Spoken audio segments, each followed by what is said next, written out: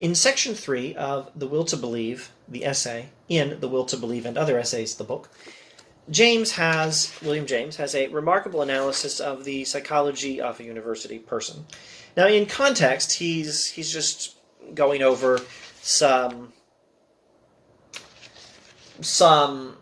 facts about how human beings believe things, about how evidence is important, and we know it's important, and it seems irresponsible to us to believe things not based on evidence. But on the other hand, we spend a lot of time believing things without basing our beliefs on evidence. And here he goes over the psychology of university people and describes why they believe some of their most treasured beliefs.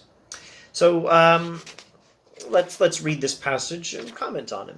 Here in this room, we all of us believe in molecules and the conservation of energy and democracy and necessary progress, in Protestant Christianity and the duty of fighting for the doctrine of the immortal Monroe, all for no reasons worthy of the name. We see into these matters with no more inner clearness and probably with much less than any disbeliever in them might possess. His unconventionality would probably have some grounds to show for its conclusions, but for us, not insight, but the prestige of the opinions is what makes the spark shoot from them and light up our sleeping magazines of faith. Our reason is quite satisfied in 999 cases out of every 1,000 of us if we can find a few arguments that will do to recite in case our credulity is criticized by someone else. Our faith is faith in someone else's faith. And in the greatest matters, this is most the case. Now, this is not all bad.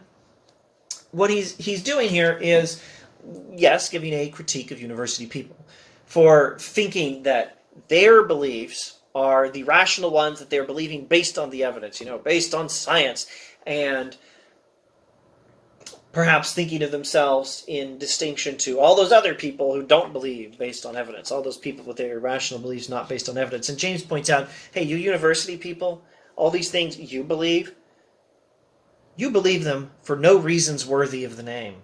That is to say, worthy of the name of reason. You all believe in molecules, conservation of energy, democracy, necessary progress, Protestant Christianity, and the duty of fighting for the doctrine of the immortal Monroe, the Monroe Doctrine, all for reasons no worthy of the name of reason.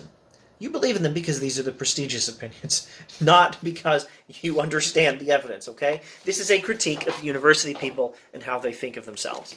But it's not necessarily a critique of this kind of belief. Is there anything wrong with believing beliefs based, at least in part, on prestige? Not necessarily. Keep in mind that people who do this see into these matters with no more inner clearness and probably with much less than some skeptic, some disbeliever in them might have. A skeptic might actually have spent some real time studying the evidence and might understand the evidence better than you do if these are the things you believe. But you assume your belief is best. You think it's because of evidence, and it's really because of prestige. So that's the critique of university psychology. Not the study of psychology in universities, but the psychology of university people. That's his critique of how they think. But I don't think he's saying this is inherently bad. I think he's saying you should just be aware of it. And, be open to evidence if evidence should come across you contrary to your views.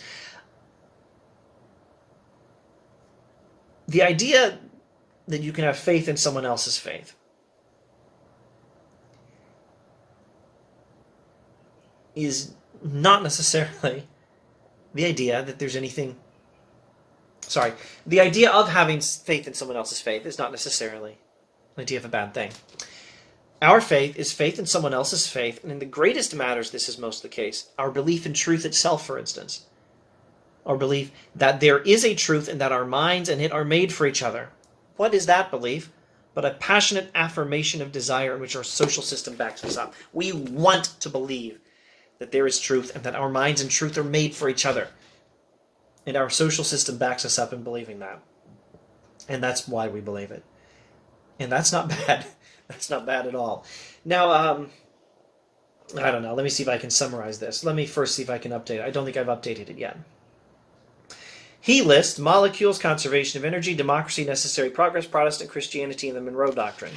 In a contemporary university, you're not going to be able to give that list. You could probably list molecules, conservation of energy, and maybe you could list democracy. You probably couldn't list Protestant Christianity. Maybe in a few contexts you could. You probably wouldn't list the Monroe Doctrine. You might say something about the alleged evils of Donald Trump or something like that.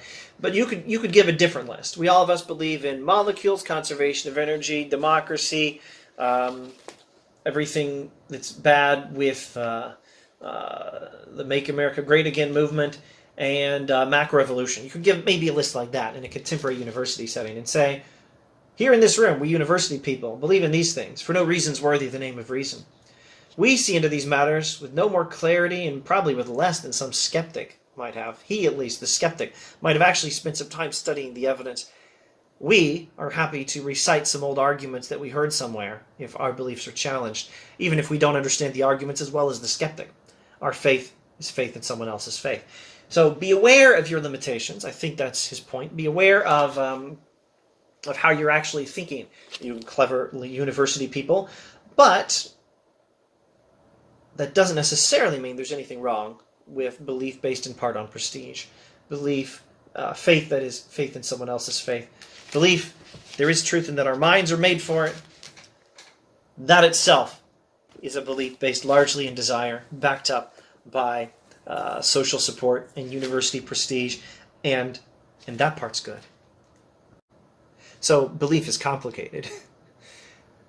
The requirements for responsible belief are complicated. It's not all about evidence, but it's not all about something other than evidence.